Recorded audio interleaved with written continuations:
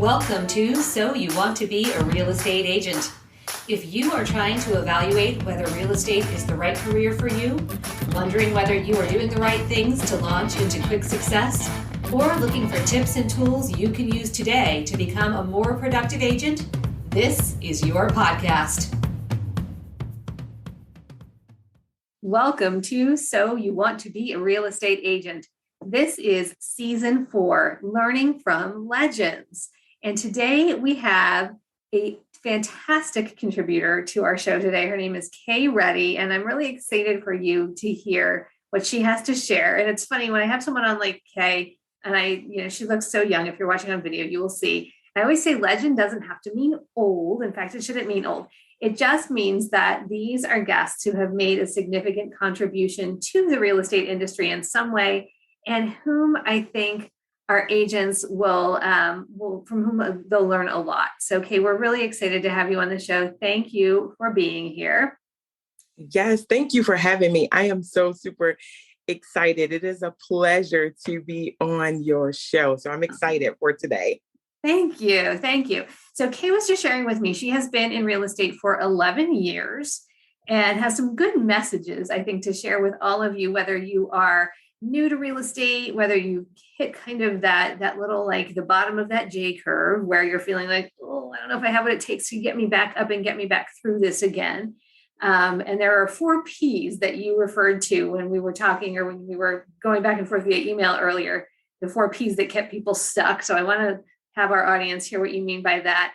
And, or whether you're like, you're pretty successful, you've done pretty well, and maybe you're like ready to set a new goal for yourself. I think Kay is the perfect person to talk us through reaching through to those next heights or breaking through to that next level, or just giving yourself that pep talk that you need to keep going in a market that feels a little bit challenging right now. Kay, share with our audience how you found your way to real estate to begin with. Yes. So it was actually an accident, I guess, or a favor. I would say that it was a favor for a friend of mine. He knew someone that was a real estate broker. They were looking for someone to do some part-time, like HUD inspections on bank-owned properties. And I was a stay-at-home mom at the time with my 4th child. And I'm like, okay, I'm not really looking to go back to work, but sure, I'll do it. I did that for about 3 weeks. Found that I'm like, okay, I quickly realized I don't want to do this, but I think I want to take a shot in real estate. I enrolled in the real estate classes. I didn't tell anybody in the office. I just did it because I wasn't sure if I was going to pass, if I was going to fail. So I didn't want to say anything. So I took the class. I took the state test. I passed. And I came in, I think it was actually on my birthday. I came in and was like, hey, I got my real estate license. I want to be a realtor now. I don't want to do the other part. So that's amazing. So you had enough of a taste of the real estate industry to feel like, okay, I want to do this, but I don't want to do this part of it. That's so interesting. Did you know about yourself at all that you had any of like the natural attributes to be successful in real estate? Or did you just sort of like feel that calling and you're like, I'm going to get my license and see what happens? Well, what happened is, I do have a background from sales. So prior to being a stay-at-home mom, everything I had done was sales, whether it been products or services. But the real estate piece was a little bit new, but I'm like, okay, I mean, how hard could it be, right? Famous last words. How hard could it be? Exactly. Right. Yeah. But I do think the sales background is helpful for a lot of agents getting into it, having some experience with some kind of like interfacing with a customer clientele. It does help a little bit. I don't think it's a necessity, but it does help. All right. So you got your license, you went in, you're like, yeah, I got my license. Then tell us what happened after that. So after I got my license, super excited. I'm like, okay, I can do this. I'm ready to go. And so I dived right in and I quickly found like, okay, this is different. This is actually tough is what I experienced. And the brokerage that I was with at the time, they were older. So they had been in the business for years and they were, kind of stuck in the traditional way of doing real estate. So no technology, no any of that. And so I found myself kind of struggling. And then I found myself in an office of other agents, but majority of them were really focused on what they were doing. And they really didn't have time for like the newbie, right, on the block. So everything that I learned, I literally had to learn by trial and error. There was like one person in the office that was, her and I kind of clicked, and she helped me out a lot. I even found myself even having to ask listing agents when I'm on the other side of the transaction, just because I was in my mind, I said, okay, you know what? I'm going to make this work one way or another. So whatever I have to do, I'm going to do it, because what I'm not about to do is give up. And think about it. When I started in real estate, before I had even just actually went and did it, I asked several people that I knew, because the market was in a bad place. So when I started, and it's like, okay, so I started polling people like, what do you think? I'm thinking about doing real estate. What do you think? And literally every single person said, no, if I was you, I would not do it. And that made me want to do it more. I don't know. I don't know if that's like I don't know what that is in me, but it made me want to do it more. And so in my mind, I was like, I can't fail at this. So I'm just going to make it work. So I did learn from a lot of trial and error, self study, and just kind of not being afraid of asking people, because the least worst thing that they could do was say no. Love that. You just hit on so many good things in that piece of your story. When you think back, would you have made a different decision about the brokerage you joined, or do you think that's part of what created your strength as a resourceful agent and the success that you later experienced? No, I think that's a very great question. I think I would still go the same path that I took, because for one, it helped me. It taught me how to work in a market when the market was what most people consider to be a bad market. So I learned how to, work foreclosures. I knew how to do short sales, whereas otherwise I may not have learned that had I been somewhere else. I don't know. But I think because of me being there and everything that I was faced with, it forced me to learn things that I may not have otherwise learned, that has helped me in my business. Yeah, I'm sure it did. Tom Ferry always says that bad markets make strong agents and easy markets make lazy agents. So the market you were in and the perseverance that you had, and maybe even the fact that you were in this kind of environment with people who were not all that helpful and kind of like trying to figure out things out for themselves, really forced you to do more. You also said that, you were like, I'm going to do this. It sounds to me like there was not a plan B for you. Is that right? Yeah, no, there wasn't a plan B. Actually, just go back home and be a stay-at-home mom. But I did love like the interaction with other adult people. Yes, that is one of the upsides of doing real estate as a parent. Even though there's a lot of challenge, you do get that outlet of being around other adults who like can speak in full sentences and stuff like that. Yeah, it's really nice sometimes. So I always wonder about when I'm interviewing an agent to be on my team, and we'll fast forward to your rest of your story in a second. But you're a managing broker; you're not a solo agent anymore. But I'm curious to know your take on this. When I interview people, I often ask, "What's your plan B if real estate doesn't work out for you?" And what I'm hoping they'll say is, "I don't have a plan B. Like this is it. I'm all in." Do you agree that that's the right attitude, or is there a possibility? Is there a world in which a plan B can work in real estate? I think that when you don't have a plan B, it does kind of force you to pull on things that are within you that you probably didn't even realize was there, because it's kind of like a fight or flight situation. Either you're going to make it work, or what else do you have to fall back on? So I think when you do kind of have a plan B, it may cause some people to get comfortable and to get complacent, and they may not give it their all because they have this cushion that they know that they can fall back on. But when you don't have that cushion, I'm telling you, you're going to pull on everything that you didn't even realize was on the inside of you to make it work. Yeah. You're absolutely right, which just creates a huge perseverance and kind of a sense of accomplishment, I think, as you go through the rest of your career. So you got through those first years of figuring things out on your own. Was there a time that you were ever like, okay, think I got this. Like, I think maybe I'm going to be good at this. Did you ever have that like epiphany, or was it a continual sort of gradual climb to accomplishment? No, I think, and the crazy thing about this is it's just not until maybe within the last 3 years, I said, okay, I got it. I think I'm in the swing of things. Things are looking up, things are moving, things are progressing. And I think it just got to the point to where I was able to build a comfortable enough business to where I not only had, still going after new clients and things like that, but I had built up a base of referrals. And so it's like, okay, I think I got it. My head is above water. I'm understanding this thing a little bit more. And at that point, it's like, okay, now I'm able to kind of shift just a little bit. I'm still in personal production, but now I think I'm able to take on other people and help them get from where I was to where I am now. I love that. Yeah. And that is a huge shift to make. And we'll talk about that in a second. I want to have you share with the audience where you think the majority of your like kind of success came from. Like, what's your unique ability that you think you have? Is it cold calling? Is it working your sphere of influence? Is it geofarming? Is there like one thing that you're like, yeah, that's like my kind of solid foundational go-to for lead generation?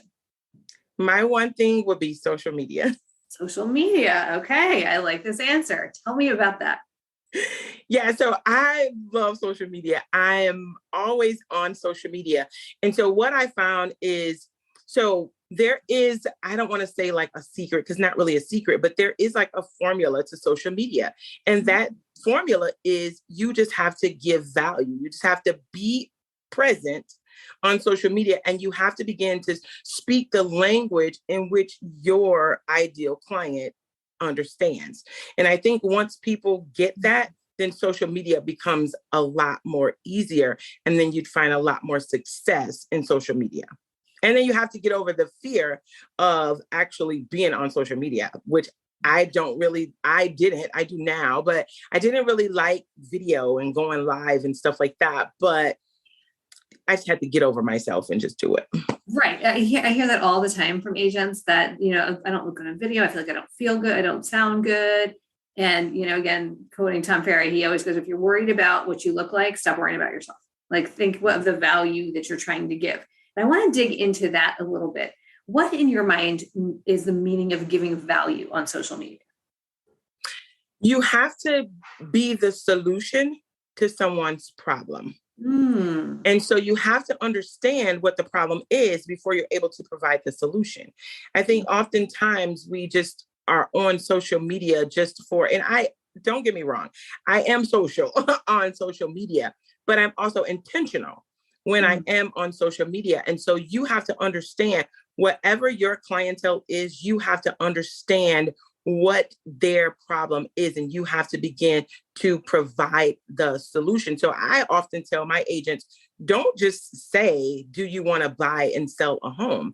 Because in my mind, someone may want to buy a home, but they may not even realize that they can buy a home. So you have to, if you're working with, first-time home buyers or whatever, you have to begin to say things like, hey, did you know that you could purchase a home with a 600 credit score or whatever? You have to begin to say things that resonate with the people that you want to work with, because I may want to buy a home, but I may think that my score needs to be 650 or 700. So I may not even bother because I already feel like in my mind, I'm not qualified. But if I'm scrolling social media and my score is a 610 and I see somebody post like, hey, we have programs that you could buy a house at 600. Now that piques my interest because like, oh, well, I didn't have to wait till I got to 700. Let me check this out. And so I'm more apt to respond than I am with just do you want to buy or sell? Yes, this is like really getting my wheels turning. I love this topic so much. And I'm so glad this is where we're going on this conversation, because I think this is going to be this is different than what we normally talk about on the podcast. And I think it's something that's going to resonate with our audience and the way that you're talking about resonating with your audience. would you say that there's like a top kind of a strategy for identifying what those problems are that your audience is going to want you to help solve, or is going to kind of like catch their ear, their eye as they're looking through social media? Is there like a series of questions somebody asks? Is it more like listening as you're out in the market and talking to people about what questions they're asking? What do you tell your agents on that? I think it's a combination, because you do have to understand. So first you have to understand, who's my ideal client? Who do I want to work with? And once you know that, then you have to go a little bit further and say, okay, where do they work? Where do they play? What do they do for fun? Where are they? And then you have to kind of insert yourself where they are, whether that means on social media groups or whether that means physically where they are. And then you begin to ask questions. I tell my agents all the time, it's okay to poll people, to say, hey, like, if you were to buy a house, like, what are your concerns? What's stopping you from purchasing a home? Or what's stopping you from selling a home if you're trying to work with sellers? So I think asking them those questions, and then you being that resource to provide the solution, whether that means you already have the information, whether that means connecting with lenders who can service what they need, whatever that means, you kind of have to place yourself in that sphere of where they are so that you can begin to talk to them. Yeah, makes a lot of sense. Meet people where they are. I think it's a phrase we always use to talk about that. And then when you sort of figure out where people are, do you think that also pertains to the platform on social media, or are you a person who is like, no, use all of the platforms? I would say start where you're most comfortable first. Okay. And then kind of move from there. So when I first started, I was heavily on Facebook because that's where I was comfortable. That's where I started. And then, so I was able to hire an assistant part-time.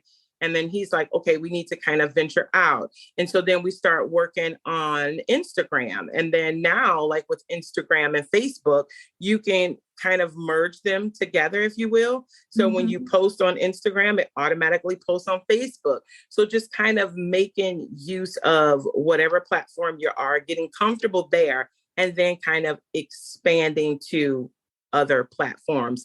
And also it makes a difference too, depending on your audience, you have to know where your audience is. If you're trying to attract, people fresh out of college who, maybe first-time home buyers, maybe they're going to be on Instagram, maybe they're going to be on TikTok. So you have to kind of understand where your audience, the majority of your audience, spend their time if you're going to be on social media. And do you think it's important also to understand the different platforms in terms of like the content that's appropriate for each platform? Or like, is it terrible form to asking for a friend? Is it terrible form to post the same content across all of the different platforms? Like if you have a video of, let's say you're doing a video with a client who's telling you, the story of how you help them purchase their house. Can you put that same video on all the platforms, or do you need to repurpose or edit the content for the different platforms? No, I think you can utilize what I found in my experience is that I've been able to utilize my videos across all of the platforms in which I use. So I think for the most part you can. I mean, if you have something that's, a little bit like more trendier on TikTok, I may sometimes what I will do is kind of edit the verbiage that is going to actually go in the post, but maybe not so much edit the content that's within the video, if that makes sense.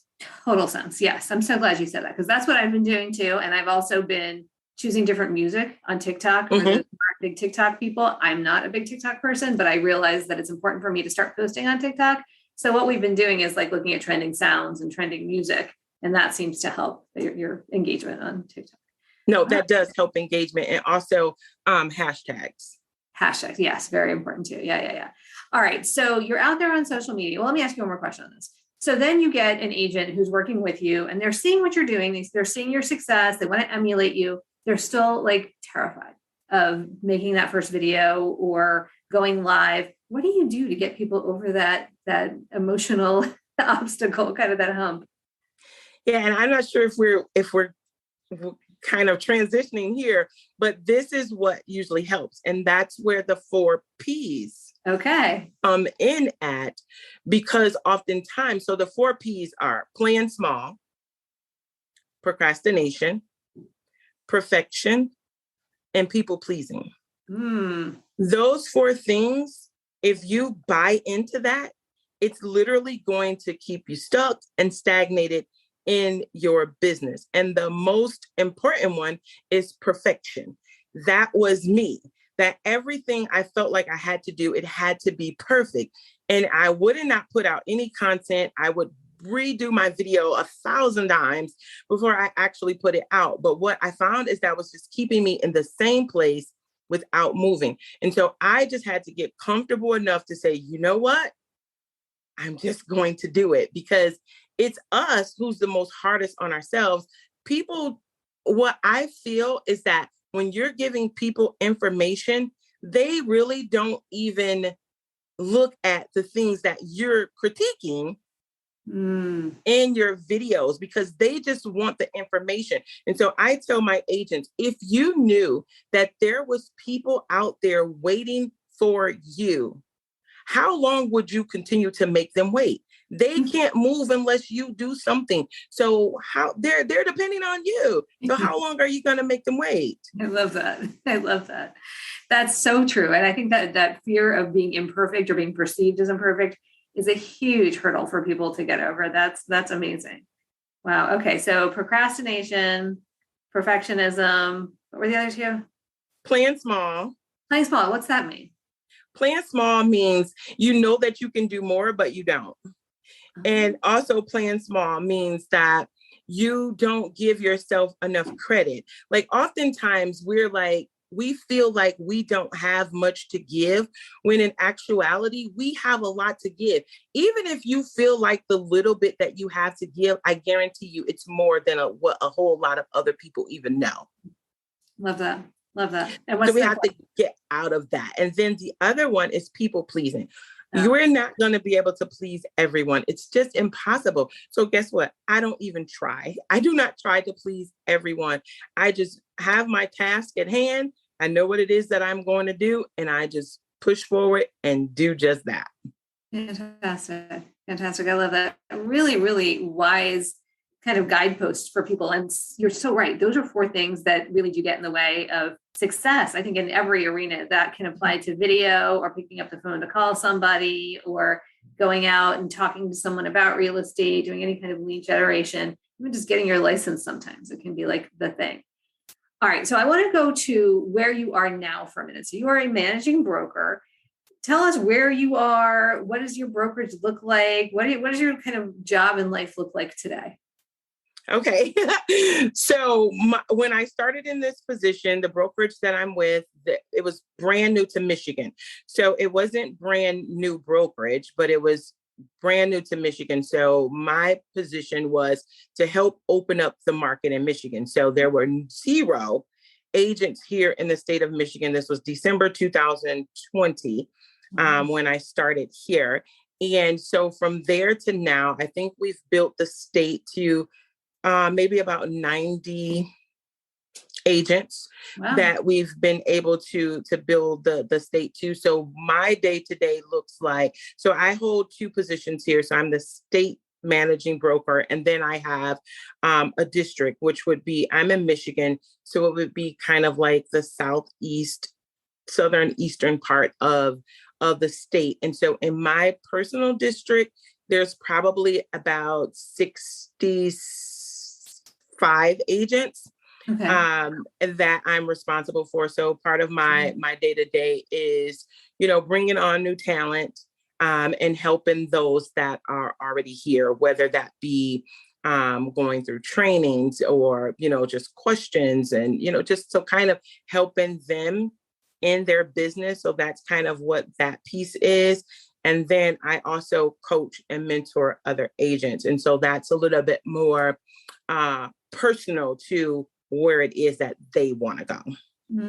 Okay. Is there any kind of a specialty coaching, unique value prop that you have, or do you coach based on what people need?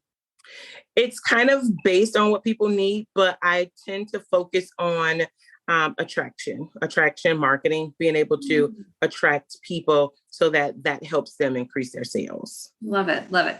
And the reason I wanted to kind of fast forward and show the kind of before and after here a little bit is because I know a lot of our audience, especially this season, are in this kind of transitional moment, or maybe they're having a moment of whether they transitioned the right way, where they're either deciding, is it time to either bring on that assistant? Is it time to grow a team? Is it time to jettison my whole team and go back to being a solo agent?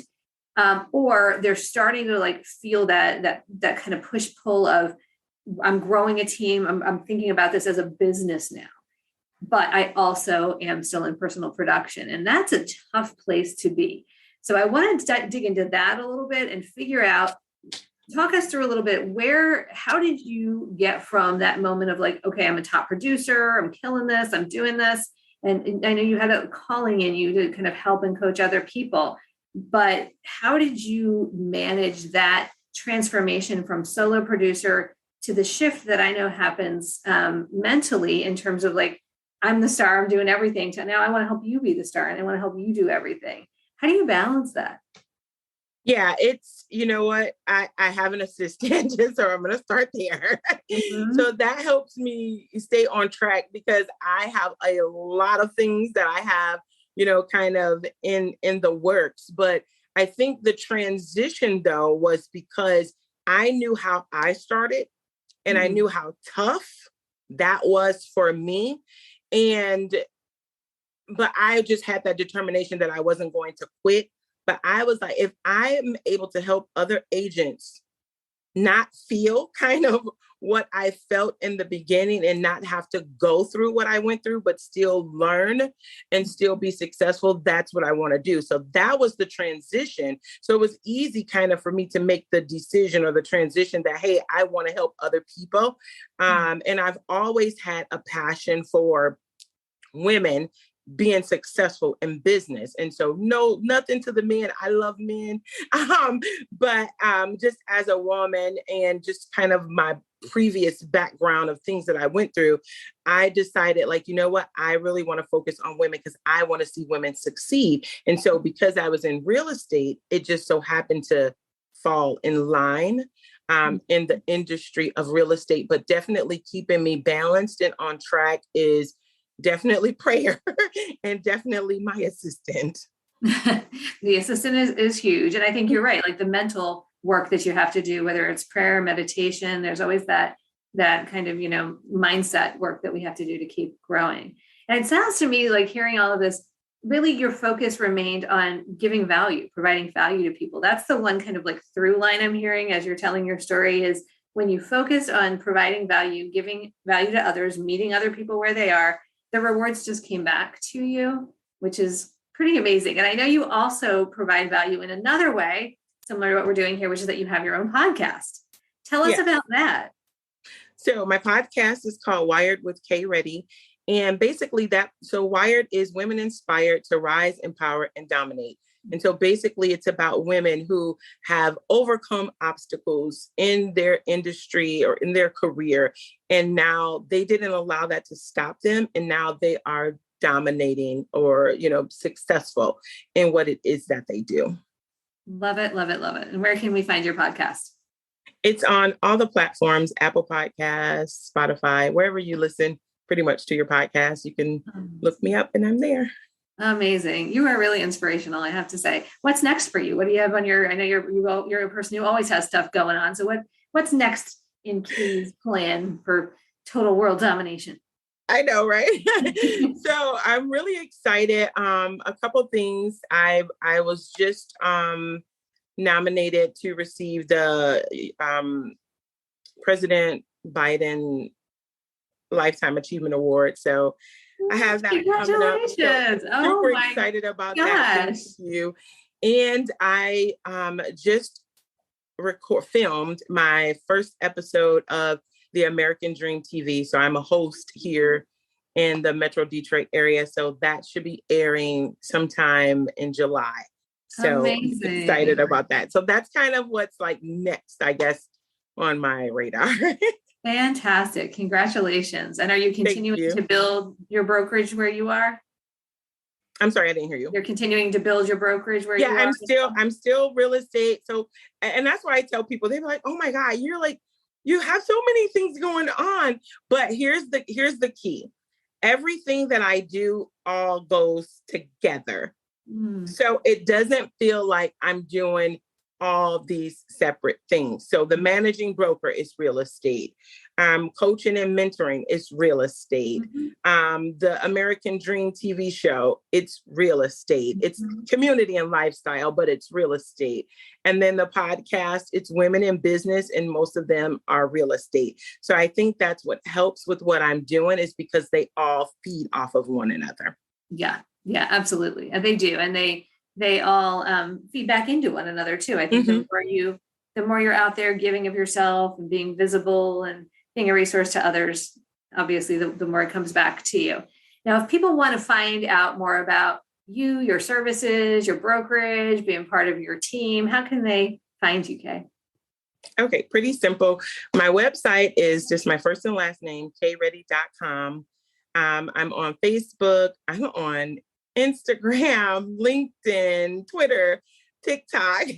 And are you like at Kay Reddy? Most of my platforms are Kay Reddy Empowers, or just Kay Reddy, or just Kay Reddy. Yeah. Perfect. Awesome. Well, thank you so much for doing this. Anything else you want to share? Any parting words as we wrap up? The only thing I want to say to those that are listening is to know that you got this. You can do it. All you have to do is just a little bit shifting in your mindset. But I promise you, you have everything on the inside of you to do whatever it is that you want to do. And I am rooting for you. Love it. Thank you so much, Kay. This has been phenomenal. And thank you everyone for listening today. I know you've gotten a lot out of what Kay has shared. Check out her podcast. I'm going to check that out myself. And please remember to leave us a review or rating anywhere that you are listening. We are so grateful when we have kind words come in for you or suggestions for things we can do better. We love those as well. And please keep your show ideas coming. Thank you again for listening. Kay, thank you so much for being on today. This is amazing. Thank you for having me. Oh my gosh, it was a pleasure. And thank you all. We will see you next time. This has been So You Want to Be a Real Estate Agent. We are so grateful you joined us today. If you've benefited from the advice we share on the show, we hope you'll tune in to our next episode. Interested in learning more about my personal mentoring programs, our Career Kickstart course, or to pick up a copy of my book, Farming for Real Estate Agents, your step-by-step guide for becoming the go-to agent in your local market? Visit www.meredithfogel.com and click the Resources tab. If you are curious about becoming part of the List Realty family of agents, go to the www.thelistrealty.com website and click Careers from the About Us page, or find me at the Meredith Fogel team on social media. Thank you for listening. This has been So You Want to Be a Real Estate Agent. We'll see you next time.